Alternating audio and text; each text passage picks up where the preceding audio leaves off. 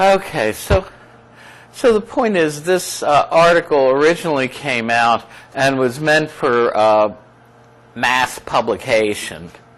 Came out as an article. You know, yes, Sartre at the time had written Being and Nothingness. I mean, he's written very long, ponderous works in philosophy that are very hard to slog through. But the nice thing about this short piece is that it at least gives some of the essentials of his existentialist view. And we're looking at it, as I said, in part, well, mainly as a focus on his libertarian views on free choice, but he also brings in ethics. So he's trying to respond to some criticisms that it's a very negative philosophy that leads to despair and inaction because it, you know, basically looks at a lot of traditional philosophical problems as insoluble, emphasizes the negative and omits the positive side of the human situation.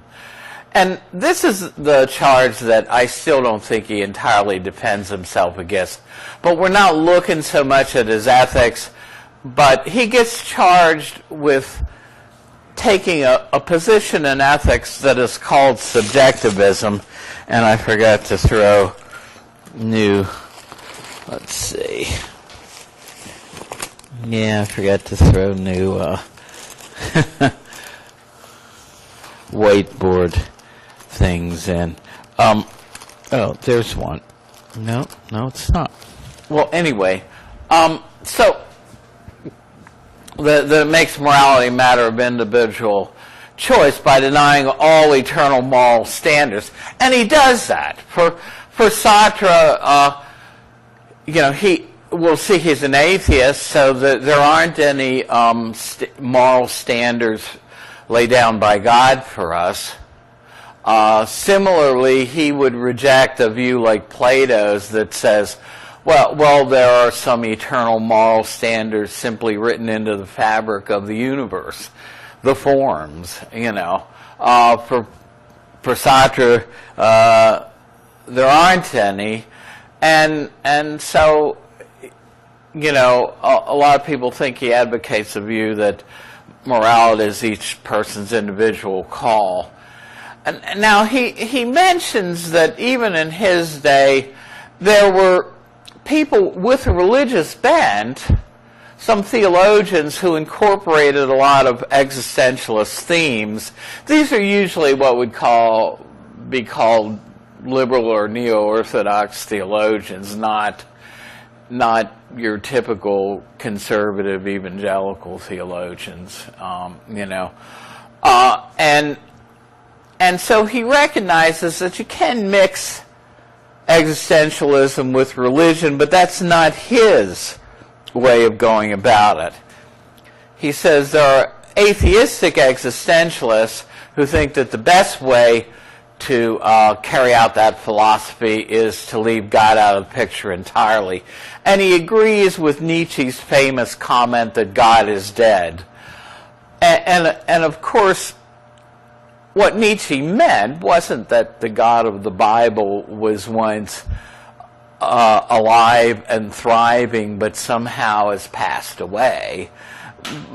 But what Nietzsche was saying was that the whole concept of God is irrelevant to us, you know, in the 20th and now 21st century, that it is really something we ought to do away with. It was a good way of coping with things, you know, for our historical ancestors, but we're much too sophisticated now to need the concept of God around, you know. So that's what Nietzsche meant by God is dead, that God is irrelevant and unnecessary. And Sartre is in this group.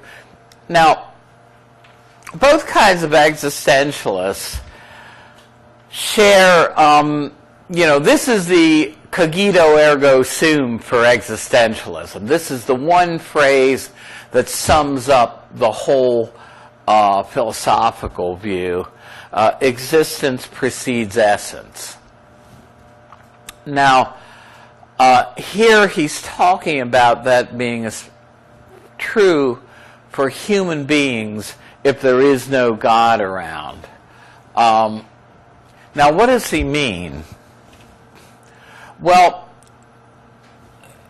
some of the concepts of human nature that we've looked at, like the ones that Aristotle and Plato use, view people as either created by God or,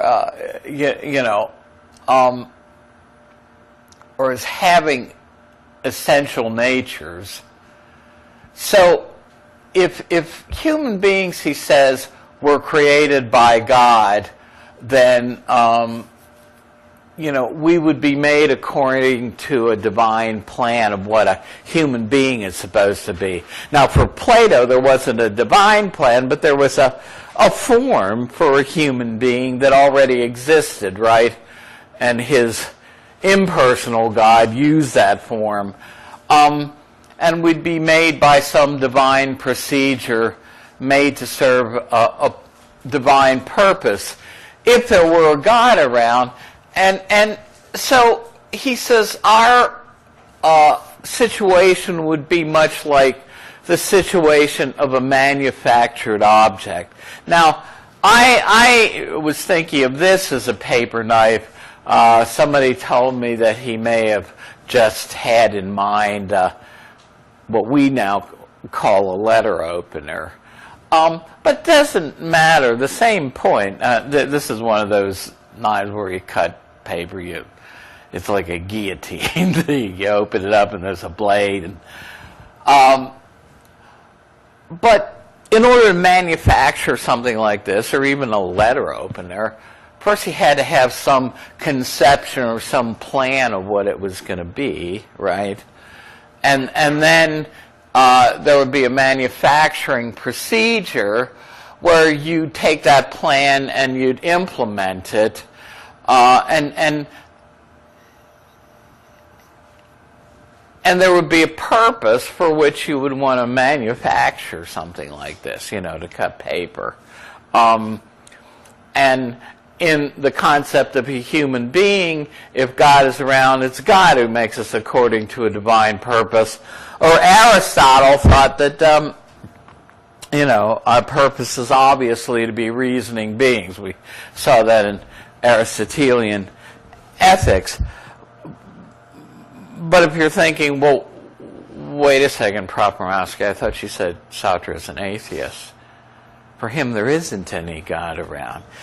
Yeah, that's the point. See, now I'm not. He criticizes people like Kant who put God on the back burner and still act as if there are eternal moral principles. I'm not going to worry about this slide, but here's the bottom line for Sartre. He said, if God is not in the picture, if there's no God, then for humans, he says, existence precedes essence. In other words, the essence of a thing is its essential nature, right? It's not essential. I don't have markers, but if I drew a triangle, it's not essential to a triangle, as we saw when we looked at the logical argument, that it be any particular color, whether it be red or blue or yellow.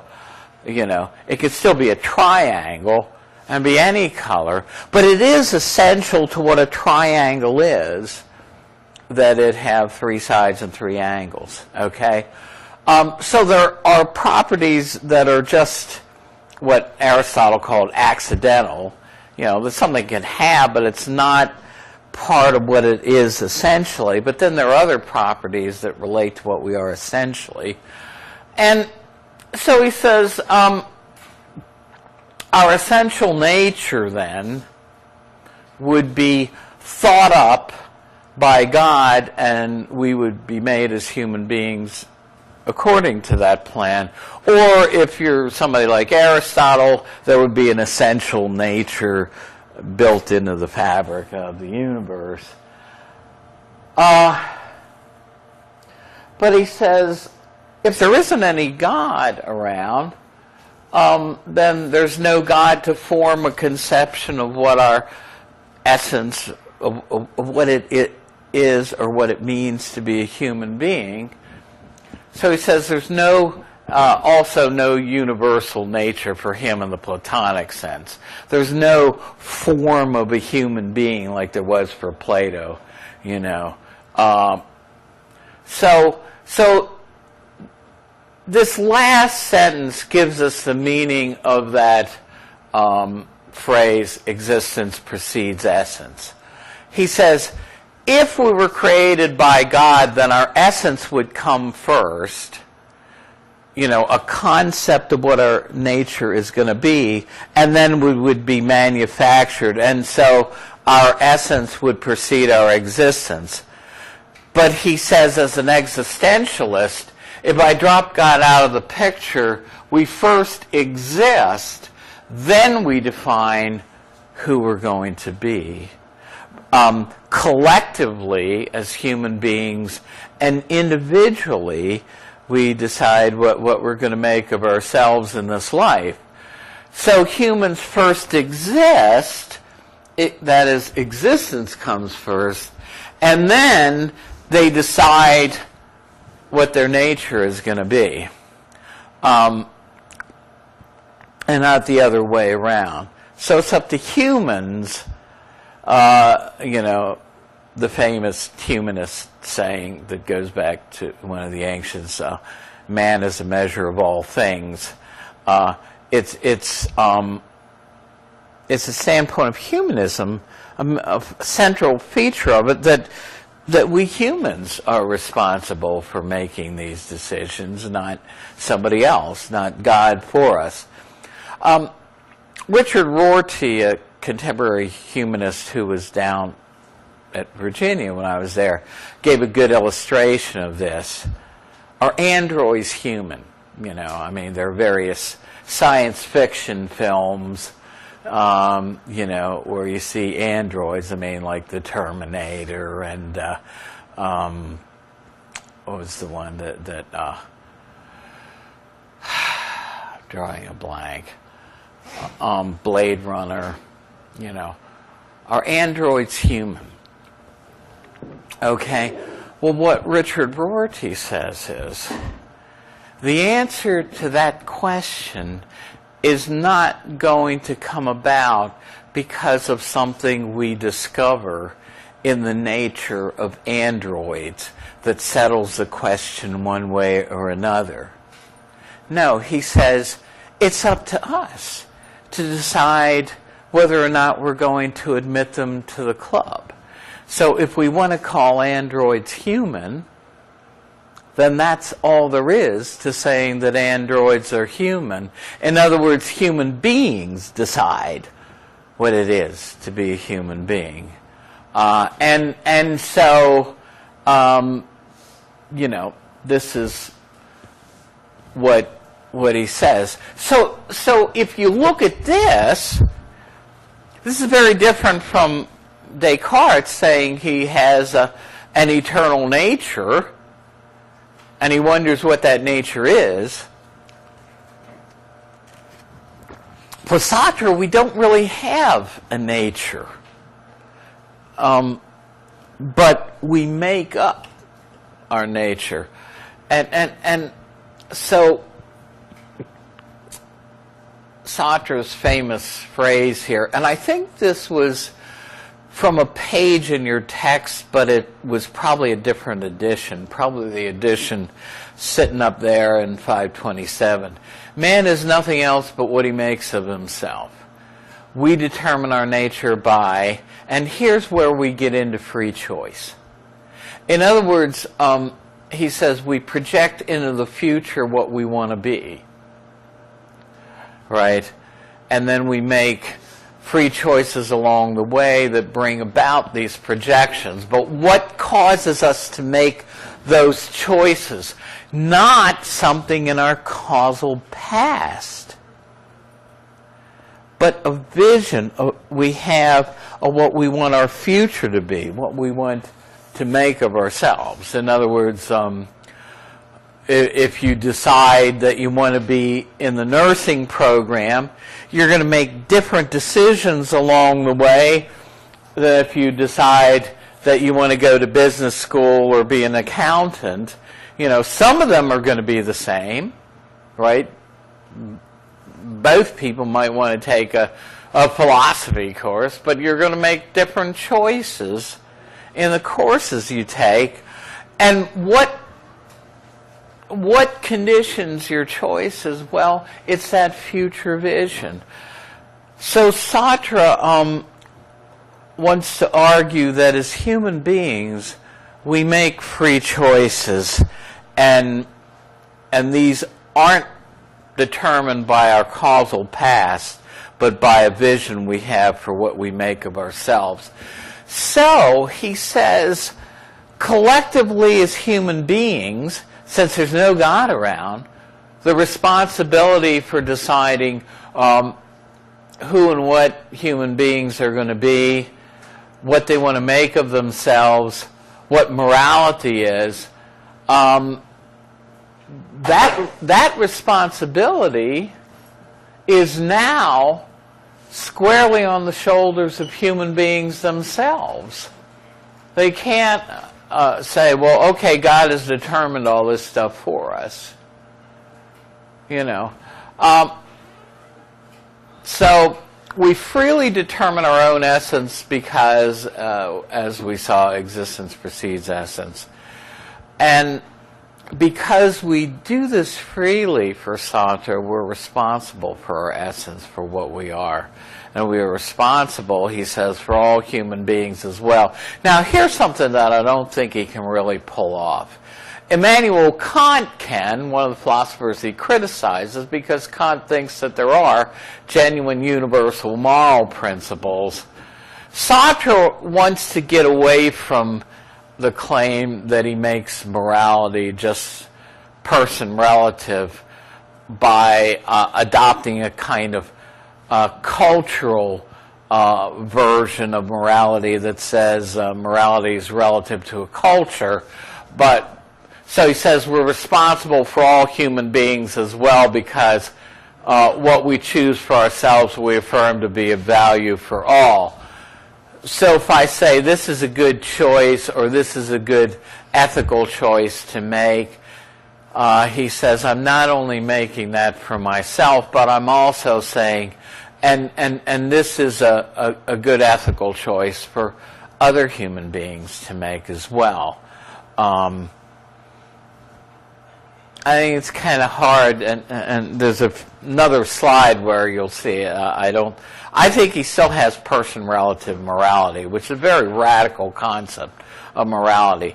Now, he talks about existentialist themes like anguish. He says we don't like having this degree of responsibility on us, that human beings are responsible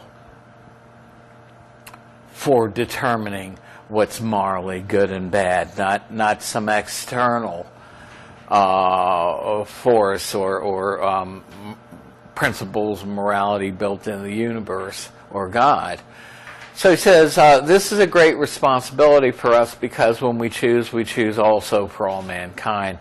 Realizing this gives us anguish. When we choose, we should ask, what would happen if everyone did this? Now again, I think Kant can pull this off because he thinks there genuinely are objective moral principles.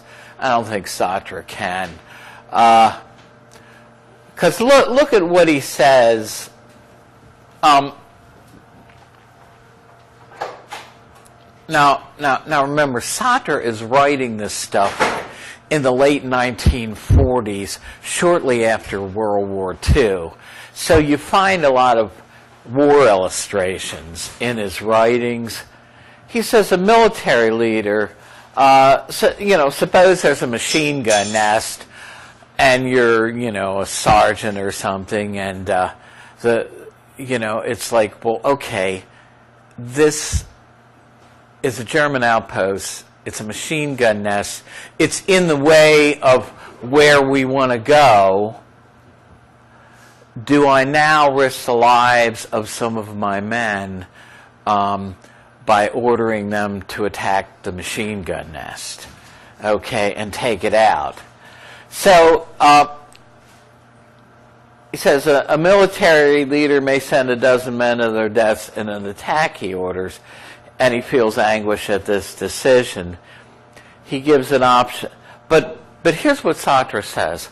Nothing can guide you in your moral decisions. You're totally free to choose whatever option you choose. But now look at this and see if it doesn't tend to make morality person relative. He says, it isn't like you look and try to figure out what's the right thing to do and then you do it. He says you make what you do right by choosing A rather than B. You make A right. If you choose to do B, you make B the right choice. That is, it's by your individual choice that you make something the right course of action. You're not trying to figure out in some objective sense, what is the right thing for me to do, and then I'll do it. He says, choose, and that's what makes it right. So that's a kind of a radically different view of morality, that it's our choosing that makes a course of action right, rather than the other way around. Now, for Sartre, then, there is no traditional morality. In fact, he says that we are in mauvaise foi, if you have a little French, we are in bad faith if we try to act like there is a traditional morality. In other words, he doesn't have a live and let live attitude towards somebody who has traditional moral values. He says, we don't like this idea that it's up to us to create our own future and to create our own moral framework, both collectively and individually. So we try to escape our responsibility and its resultant anguish by pretending we're really not free to make these choices. We're in bad faith when we pretend our decisions are determined by, and so here is his emphasis on free will and saying you're in bad faith if you pretend that your choices are forced on you by any of your surrounding physical and social circumstances. In other words, if you try to appeal to genetics or in your past environment as a reason why you made this choice, like some of the defense attorneys did, Clarence Darrow, for instance, he says you're in bad faith. This is Sartre's one and only moral no-no, by the way. Because you're trying to escape your own individual responsibility for your choices by pushing them off onto something else, your genetics, your environment. You say, well, wait a second. Are a lot of people in the LGBT community arguing that, and there's a case before the Supreme Court now arguing that it is a matter of genetics, sexual orientation. Well, this will let you know where Sartre would come down on a question like this. Now, he's writing in the 1940s when it was a very different climate. But note, for Sartre, there's no pre-existing morality. So he doesn't have any way of saying that a gay lifestyle is any worse morally than any other sexual lifestyle. But he criticizes somebody, to give an example of being in bad faith, somebody who's gay, not for being gay, but for claiming that they had no choice in the matter, that it wasn't their free choice. So when it comes down to it, Sartre would say, whatever your sexual lifestyle is or orientation, it's something you chose for yourself. It's not something that's conditioned by your environment or genetics or anything else. Now you can disagree with him, but again, I'm trying to get you to understand where Sartre is. So he says the homosexual is in bad faith, not because he's a homosexual, but because he argues that he had no choice in the matter. Sartre says, no, he made of himself what he is today, and he should accept responsibility, good or bad, for being what he is today. Now,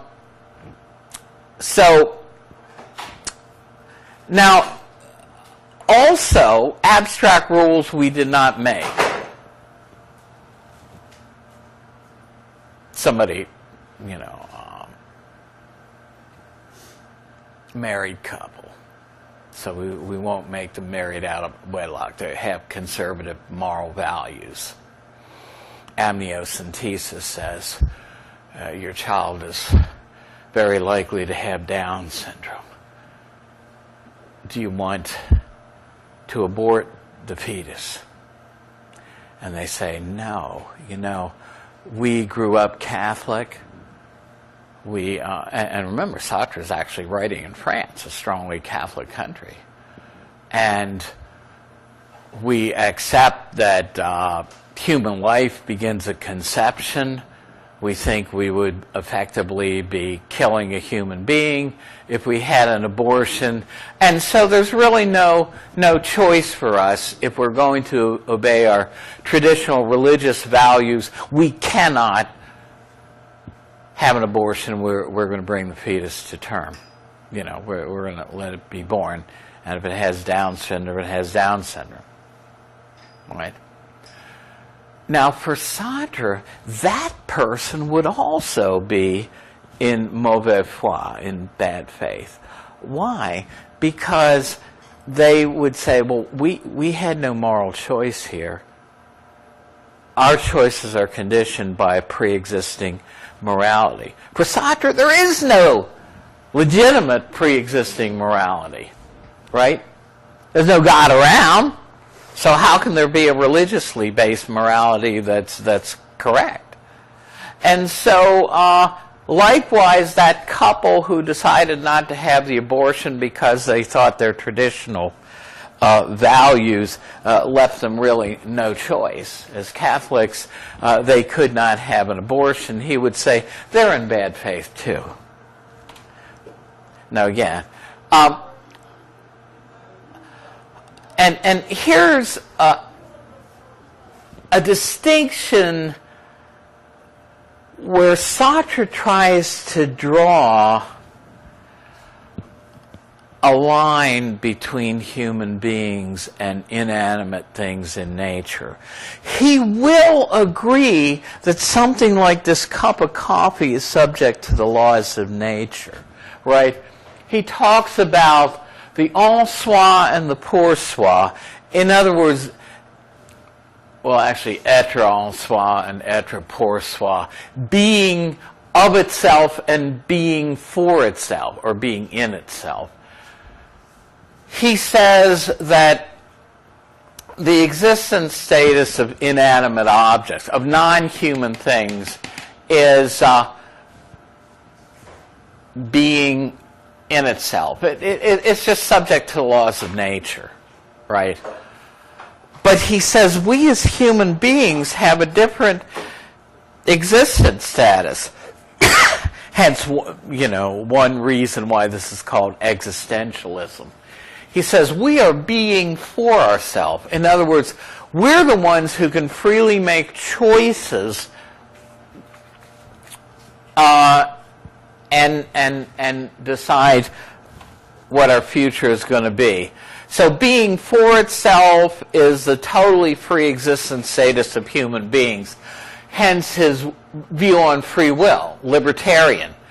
In other words, nothing in our causal past determines us to do what we do, for Sartre. We cannot, we're in bad faith if we point to either our genetics or our environment as a cause for what we did or for our any of our choices or for what we are. So, etre en soi, being in itself, is the being or the existence status of inanimate things like rocks and trees and the coffee in this cup, right? They're just subject to the laws of nature. He says, yeah, they're determined, but we're not as human beings. We have a special status. You know, so I'm not going to go in.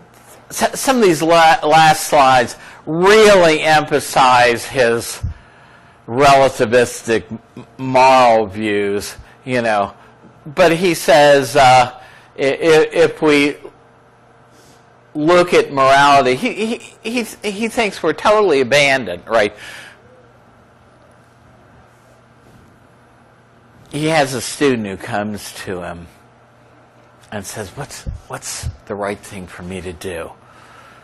I have a mother who's really dependent on me back in France, and she'd be devastated if I left and went to England to try to train with the Free French who escaped France to come back when you know, France is invaded by the Allies later, to fight for the country, to take it back from the Nazis. He says, what should I do?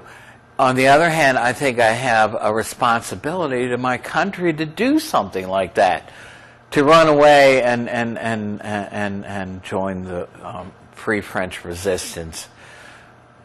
And hang on, he says, what should I do? What's the right thing for me to do morally? And you know what Sartre says? He says, choose. Make a choice. One way or the other. And whatever you choose, you make it right by choosing it, not the other way around. Now that sounds, again, an awful lot like person-relative morality.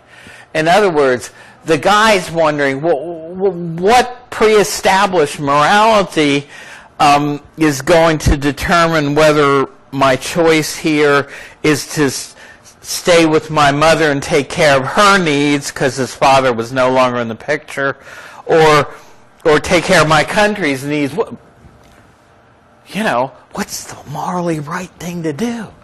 Sartre says no. You choose first, and you make something right in choosing it.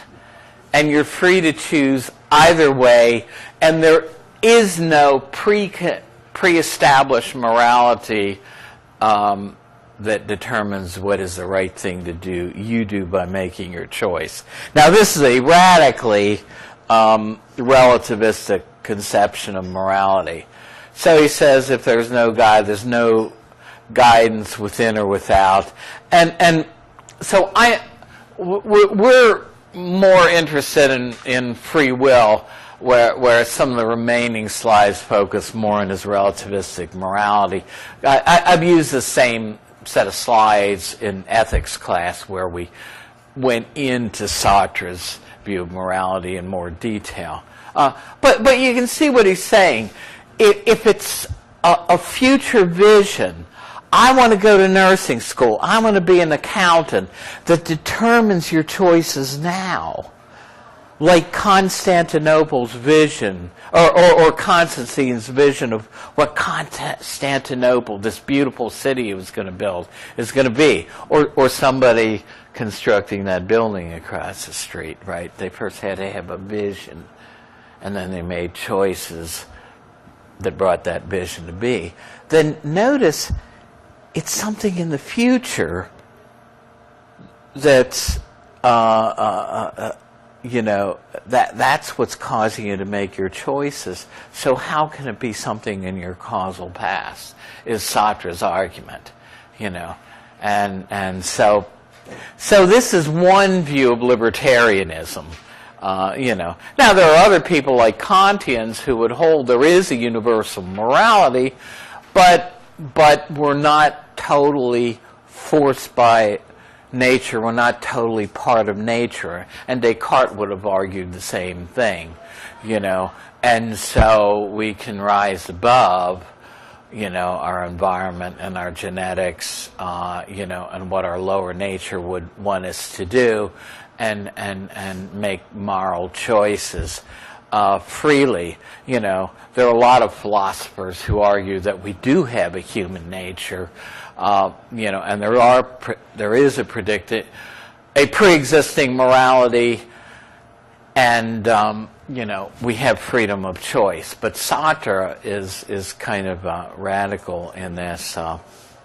Anyway, okay, and his starting point, he says, is subjectivity. This inner feeling that we really do make free choices, you know. So he puts a lot of stock in it. And I think I have this in a later slide, whereas, of course, people like the Holbach don't.